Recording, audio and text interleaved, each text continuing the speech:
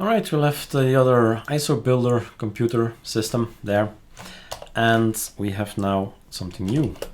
Well, first updates, because we need to synchronize the databases, get the new packages in. Now Pacman knows the new packages. And you need to get rid of something. We have been using the OB menu generator minimal, right? So that one needs to go out, because this is going to be replaced with our new package that we just created. -s ArcoLinux OB menu generator extended. You see where it is?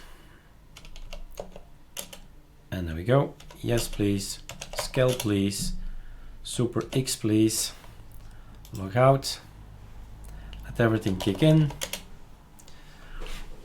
And that's what we have now. Terminal, file manager, all our data, conkeys.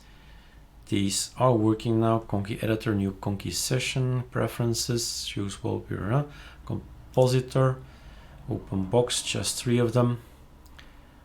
Okay, and the key bindings. Not tried that. Okay, working. Again, a reason why we need to have Genie. So in this open box setup, everything is actually moved or written with Genie. So yeah, okay, good, it's in. So that brings us to the conclusion of this video.